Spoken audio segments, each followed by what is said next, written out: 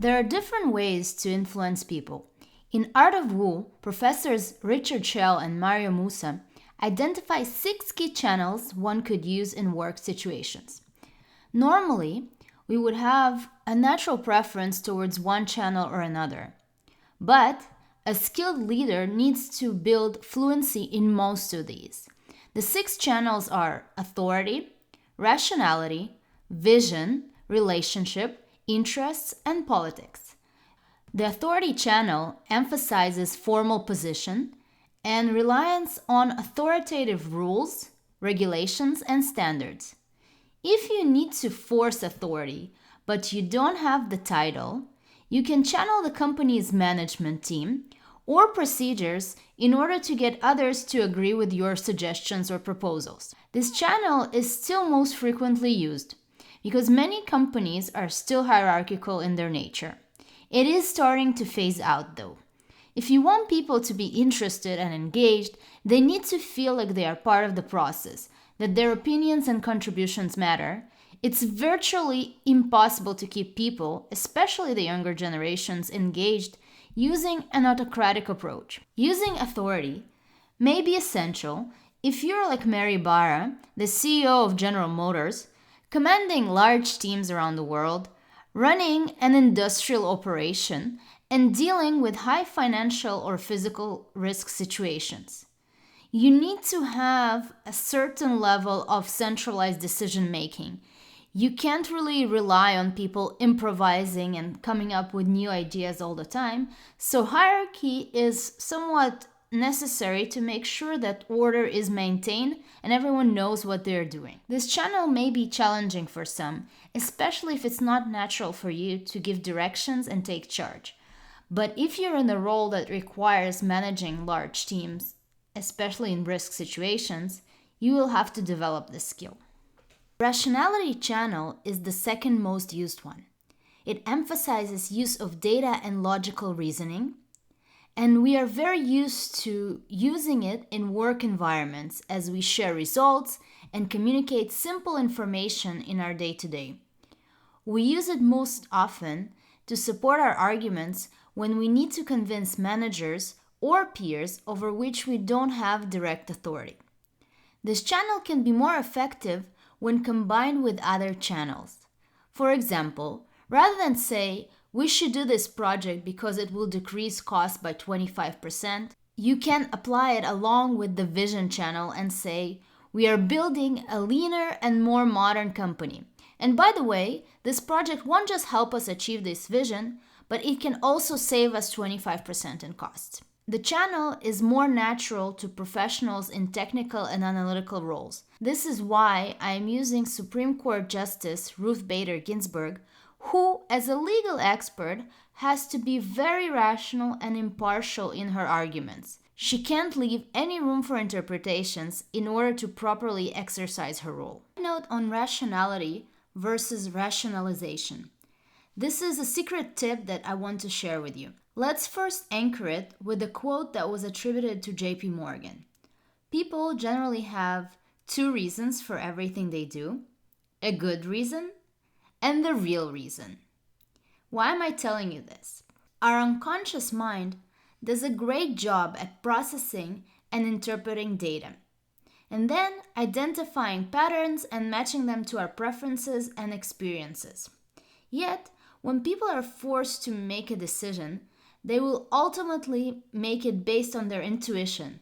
Then, once they've made the decision, their mind will ask them to retrieve the data to explain the rationale of this decision to themselves and to other people. They are not necessarily being irrational, but they are definitely rationalizing. Why is this important? In most cases, data alone won't help you convince your audience. You need to have a good story to tell, but then you need to share critical data points that will give people the justifications they may be looking for.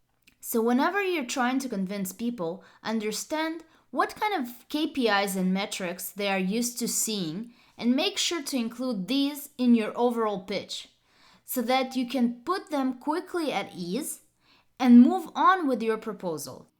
One easy way to help executives that don't know much about your work and may have doubts about how well researched your arguments are because they don't understand those arguments is to create a summary slide at the beginning of your presentation where you quantitatively show them the amount of work you've done to come to the conclusion that you're going to present to them.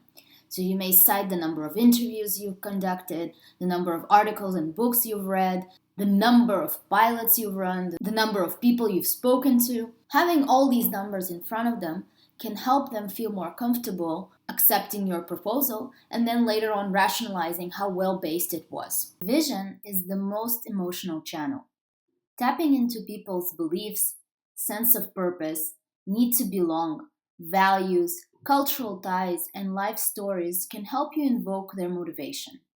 Some common devices to use are stories and images, where you can create a deeper meaning with your audience and make them feel like they are part of something bigger than just themselves. Entrepreneurs often need to rely on this channel as they try to convince investors, clients, and employees to take a chance on them. This is why I'm using Sarah Blakely, the CEO of Spanx, as an example. How else would she have been able to create a $1 billion empire from selling shaping undergarments for women, starting with just $5,000 initial investment? The relationship channel seeks to create human connections through emphasizing liking, similarity, and reciprocity. People are attracted to those who behave and think like them. We are also more likely to help those who have been kind or helpful to us in the past. Those who score high on this dimension enjoy building close relationships at work and are likely to call their coworkers friends. The relationship channel may be especially critical in Latin, Asian, Middle Eastern cultures where there is a great overlap between people's personal and professional lives. There, you have to build deep trust in order to do business with people. If you're working in an organization that encourages a lot of socialization, like group outings and happy hours, and you are not particularly interested in socializing with others, you may find it hard to fit in, and you might be seen as an aloof person by colleagues. A great example of this channel is Oprah. Reaching the success level that she has and running her empire, she's probably very good in most of these channels. But she really stands out in her ability to connect with people. She sits on her couch with any person from any walk of life, and 5 minutes later, this person is sharing his or her entire life story with her. The interest channel, which we can also call the negotiation channel, relies on understanding people's interests and needs and working to find a common ground with them. It can be handy in organizations that are decentralized when you have to get information or resources from other departments and convince them to collaborate with you in return for something else they need. When I worked in corporate strategy, I used this channel heavily to gain access to key data from other groups, and in return, I would share information that I had from the executive team.